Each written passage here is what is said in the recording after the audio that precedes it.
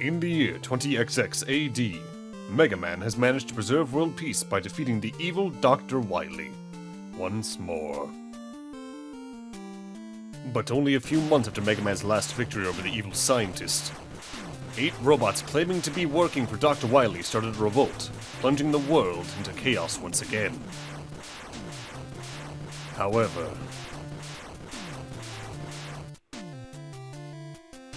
I swear, Dr. Light, I didn't want this to happen.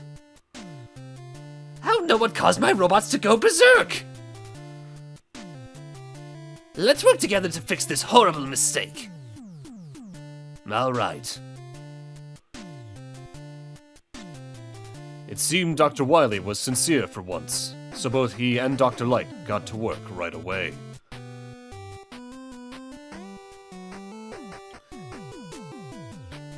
It looks like some other force is controlling your robots, Dr. Wily, but I have no idea what it is.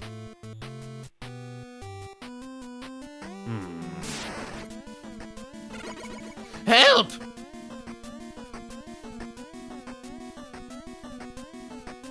Megaman, Dr. Wily's kidnapper. It might be the key to this mystery. Right, I'm on it.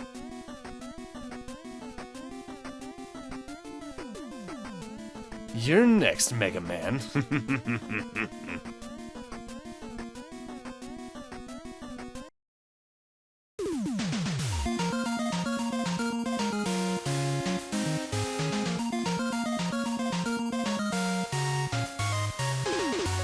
Yeah, I'd say it's about that time of year we do a Mega Man marathon of some sort, huh?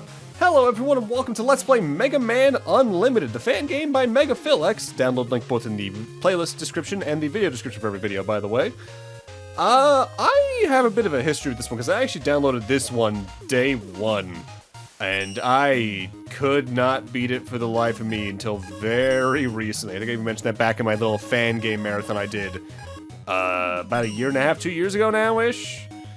So let's not mess around, let's get into a new game. I'm going to be playing on the original difficulty to showcase the game as it is, but I'm going to be using the Charge Buster because I like having that around. Easy mode sort of is like Mega Man 10, it makes some hits less deadly, it also reduces damage, I think it even gives you more checkpoints.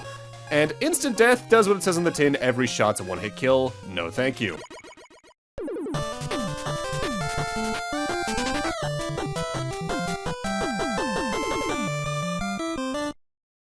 So we're starting off with Cometwoman, whose stage is by and large the low-gravity stage type we've seen in several Mega Man games at this point. For the most part, you're not going to have to worry about any mechanics, gimmick-wise, for this stage until a little bit in. So let's take this moment to talk about something cool about this particular fan game. They actually went out of the way to make little Mega Man and base-like bios for each of the 8 Robot Masters. For instance, Cometwoman has been created to research outer space. She can reach outstanding speeds using her powerful propulsor, but she can't fly as fast as she wants within the atmosphere, since she would overheat from the air friction. She would like to race against Jetman. Good point, she's imaginative. Bad point, bit of a tomboy. I don't see how that's a bad point whatsoever. Likes looking at the sky and dislikes down-to-earth robots. So this stage does something a little interesting. This isn't just your average underwater physics space level like Starman was in Mega Man 5 and Gravity Man and all that. This stage mixes that with a lot of people's least favorite type, the ice level. When you're on the ice, you are slipping and sliding all over the place, but thanks to the mid-air boost you get, thanks to this low gravity, this stage isn't too bad. The biggest thing is you gotta learn to time your jumps, particularly if you're jumping over these little sparks that are going all over the place along the line. They do as they seem to, they just go along the line, platform around them, more so than through them, if you can.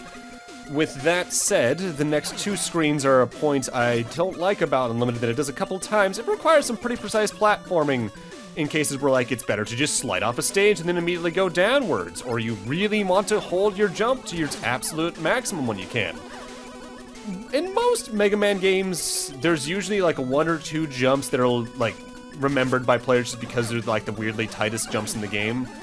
I'd say almost every stage in this has at least one of those. This is definitely meant to be a harder Mega Man game. Admittedly, that's partially because the developer of the game himself, MegaPhilX, is incredibly good at Mega Man games. I believe he's done the Snupsters challenges a couple times, which is where you play one of the games, don't get hit, buster only when you can, but also don't miss a shot, and Yeah, I can't do that because I have other games to play. What makes this stage a good contender in my eyes for a first stage, and it's why I'm going after it first, is one thing, Cometwoman's ability we're going to get for beating her is arguably the best in the game for helping in stage traversal, but also it's honestly one of the shorter stages out of the core starting 8, because one of my bigger problems of Unlimited I remember having back when are two things: stage length being too long and checkpoints being spaced weirdly, and to an extent, that's still true. Some of the checkpoint stuff was fixed in later updates. I'll talk about some specific instances at the usual end-of-game castle. But for the most part, whereas most Mega Man stages tend to put their checkpoints around the halfway point, in Unlimited they tend to be closer to like the 1/3 point overall. And because of that, dying late in the stage before reaching the boss can usually be pretty devastating and demotivating. With that said, Mega Man games in general, I find, are the kind of difficulty where as long as you just keep trying, you're going to beat it eventually. It's mostly about memorization and trial and error in some regards than it is, at times, just execution. For now, though, it's time for Cometwoman. Cometwoman herself sticks to the edges of the screen, jumping usually to the opposite extreme if she can. The attack she tends to start off with is firing an orbit Mega Man that hits you, but doesn't do damage, then orbits around you twice, and she will then do her Comet Dash across the screen, where she can do that high or low. The Comet Dash will send out projectiles diagonally at her at certain intervals. Dodging those is the harder part of the attack, because if she does it high or low, it's kind of harder to judge where they might go.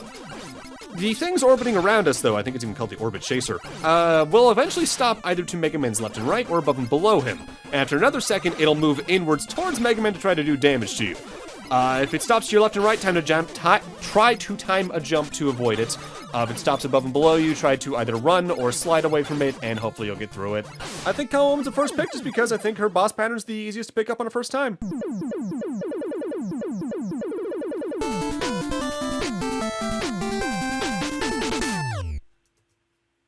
And for beating her, we get, like I said, I think the best ability in the game when it comes to level traversal.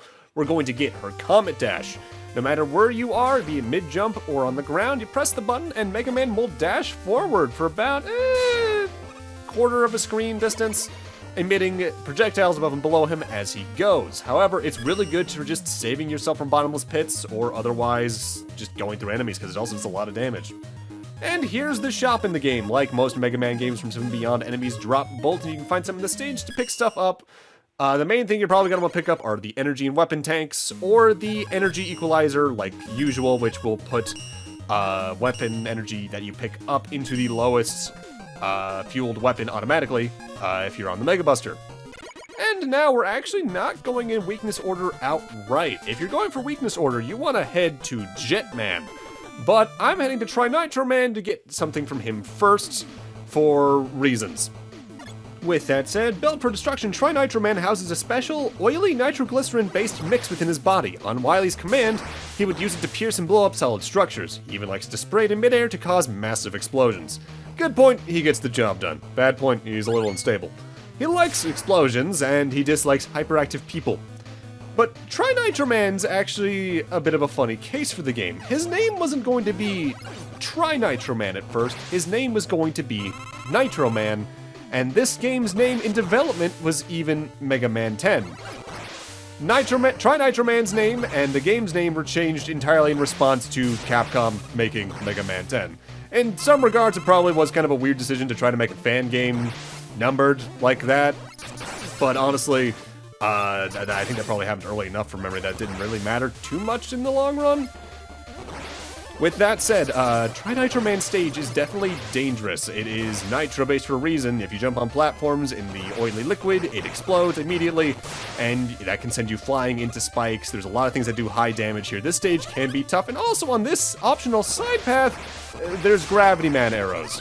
But you can only reach this either with Rush Jet down the line or with the Comet Dash. This is why I'm coming to this stage second, on top of the fact that to get other things relatively quickly, I need Nitroman's weapon. Either that or I think Tankman's weapon would also do for that. Why the optional side paths, though? Well, like many other Mega Man fan games, Unlimited likes to tribute up to Mega Man 5 and 6's hidden letters. In 4 of the game stages, there are 4 letters that spell out the word Yoku. You can even see them on the pause screen. We'll find out what those do down the line. Just know that grabbing them is often potentially one of the hardest things in the game, if only because they're usually locked away in some pretty hazardous platforming segments, and that if you mess up, either you're dead or you gotta do some real out-of-the-way stuff to go backwards, like respawning these nitro platforms, and then hoping you don't have something like that happen. Admittedly, some of that is just my relative inexperience playing through Unlimited, because this is a game that I bounced off of hard back when. But nowadays, it's also a matter of, this game's also just really hard. It's got some good weapons to make up for that, but it will definitely try to kill you along the way. Mind you, a part of that is also partially because my controller, it doesn't respond to this game the best for some reason, like this and the next game. There's a couple of cases, unless I edit them out, where you might just see me start a jump and then just drop dead in the middle of my tracks, likely into a bottomless pit. I'm not sure if it's because the game is being played on an operating system too ahead of where it was, whether or not it's playing, I'm using a DualSense, which was definitely not out at the time of this game's releases. But there's times where the controller just doesn't work right with this game, but I cannot play Mega Man with a keyboard anymore. There was a period I did that in like middle school with an NES emulator. I think it was like FCEU Ultra. But I'm too adjusted to controller now to ever do that again. Like, I think at most I could do that for Battle Network and Star Force, and in fact that's what I did back in my Earth Science class in one of my years of college.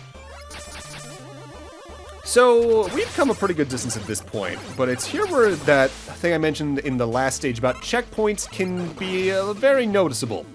If you die at any point still in the stage at this point, we are going to be sent back all the way to where we first used Comet Dash to enter this second path. Even though at this point, the stage paths have also merged, which is kind of annoying. With that said, it's time for Trinitroman. We don't have his weakness, so we're using the Mega Buster, but for future reference, he's weak against Rainbow Man's weapon. Trinitroman has a pretty dangerous mechanic going on thanks to his head. You might notice I've shot him twice, basically, and he's already about half health. But he's now flashing frequently and smoking. If you shoot the glass on his head 3 times, he explodes, and you both die instantly. And you're sent back here. But the cool thing is, you can use that semi-weakness he has there to kill him as long as it's what does the last blow to him. So you can even shoot him 3 times, so as long as that 3rd shot actually reduces his HP to 0, you're good. Otherwise, his pattern is to float about the arena, landing on one of the 5 platforms in the area and shooting an explosion across the way at you that's pretty hard to dodge unless he's on the top, in which case you can just kind of stand underneath it. And when he's floating from the left and right or the center, if you get beneath him, he'll either try to land on you or just send an explosion downwards that is much easier to dodge. He is a very dangerous boss. I don't recommend him as an early boss. I'm only doing this to help with getting 100% quickly. Because at the end of the day, his weapon is also very useful. Again, honestly, if Mega Man Unlimited gets anything right, it's that its Robot Master weapons are pretty universally useful. For beating Trinitroman, we're going to get the Nitro Blast, which fires a short burst of explosions forward in front of you that can do really high damage to small enemies and mini-bosses. It's got some decent ammo too, but I would recommend saving it for the boss fight, at least in the stage that you're about to use it in. Except for one case, it's also good for destroying certain doors in the game that only it and Tank Man's weapon can destroy. With that said, now we're going to head on to our next stage, but I should note, and I don't think this ever happens in the game, but there's actually a very rare chance on the shop screen that Roll's color palette and sprite will change to resemble that of Shampoo from Ranma 1/2, because she is Megaphylax's favorite character, period. In fact, if you check his Twitter, you're about to see, like, probably 10%, like, actual tweets, 10% Mega Man related stuff, probably a good 75% Shampoo. With that said, now we're on to Nailman's stage. Nailman is a construction robot created to work with Hammerman to build solid structures for Dr. Wily, but both of them were constantly fighting each other. Nailman's superior intelligence, however, earned him a higher position. He can create nails out of thin air and form a nail shield which protects him from virtually any attack. Good point, he's intelligent. Bad point, he's hard-headed. He likes solving problems, and he dislikes Hammerman. And Hammerman in this case is not a reference to the weird MC Hammer cartoon from that bygone era. It is instead a reference to the mini-boss of this stage, who was also a little bit of a fun development trivia thing. Cometwoman was not originally going to be a robot master in the game. Hammerman was going to take that place instead. I'm not sure if we've ever heard the exact reason why this change happened, unless I just missed a Twitter post about that, or I need to look back at the actual development blog for the game. But it did, and it even led to another funny thing. I already brought up the Trinitroman, Megaman 10 name change and all that. When this game was still being called Mega Man 10, but after the actual Mega Man 10 was announced, the real Mega Man 10's website accidentally used Cometwoman's background at one point, and they used some actual art from this game for one of their newsletters, and whoops. That was definitely not the best look. I think that's actually what made me aware of Eliminated's existence, if memory serves. If only because that was kind of just a weird out-of-nowhere moment. Because otherwise, I think Capcom's been pretty good about, like, staying away from the fan game scene, not really interacting with it, barring that and the whole official sponsorship for Street Fighter Cross Mega Man, which I'll get to at some point, don't you worry. It's just kind of one of the few cases where they've accidentally completely interacted with it. With that said, Nailman's stage is relatively straightforward, barring the fact it brought back the Gutsman platforms from Mega Man 1, but they're vertical in this game. But thankfully, they're seldom placed over complete instant death. Usually it's just a punishment of, okay, redo the level design you just did. It's only really in like the latter half where they put spikes below it at all. With that said, it's time for us to actually fight Hammerman. He's absolutely huge, and his main attack pattern is to throw 3 hammers in the air, jump, land, which causes a shockwave that can stun you, and then hit his head on the ground to throw a shockwave forward. He doesn't got a lot of health, as you can see. So, Nailman stage technically is next in our weakness order, but it's the weakness order from Trinitroman in particular. I don't think I go after the Cometwoman weakness chain for a little bit yet. If only because I got other things I want to do, and I want to get Nailman's weapon as well, because it's really good. I think I'm mostly following what was the speedrun route for a while in terms of the boss orders, until the castle, of course. But I'm not a speedrunner. In fact, I don't think I can really play many Mega Man games in that kind of fashion. Windows sound. Yeah, because this is a PC fan game, you might occasionally hear a Windows sound like that, because for some reason, either my PS4 or PS5 controller, this happens with both of them now, their wires will sometimes just disconnect and reconnect within milliseconds, causing no controller issues, but just to make a sound. I almost re-recorded a stage run that happened in this case, but I think that's like the only time that happens, at least in this particular game. I'm generally better about avoiding that stuff, but for some reason, it just was happening a lot at this point when I was recording. So weirdly, Nailman stage is also sort of the water stage for the game, but it's only really on this screen, and they don't do a lot with it for the jump mechanics, but the cool thing is, I can do that. Rush coil is not to be underestimated in Mega Man Unlimited. It feels like it goes a lot higher vertically than it does in most of the mainline games, let alone other fan games, so you can use it to reach some pretty good heights, like skipping that entire last room, or in a couple cases, reaching power-ups that I don't know I can get. With that said, we're coming up on Nailman, is weak to Nitro Blast, so get that on out if you got it. Attack pattern-wise, he is our shield robot master for this game. He uses his nail shield, which is 4 nails that surround him, and then he'll throw them upwards, and then they will fall down on your side of the field somewhat randomly. One of those will stick in the ground temporarily to be a little bit of a hazard. And then he'll cause the 4 nails around himself to stop, and then he'll just send them after you. As you can see, the Nitro Blast kind of melts his health, but for beating him, we get the Nail Shield, which is honestly one of my favorite shield weapons in Mega Man, period. It lasts forever, it can destroy basically any minor enemies, and if you press the attack button again after summoning it, you will send the 4 nails forward, and those will all do damage. In fact, bosses basically don't have invincibility frames to this particular attack, and because of that, it's ridiculous. We also get Rush Jet, which works the same way it's worked since Mega Man 4. Not a lot to write home about with that one, but it does mean I can skip some platforming sections in the next stage. But with that, I'm going to need to end this off here. Thank you guys for watching, and in part 2, we're heading after, I think, another 3 Robot Masters. See you guys then.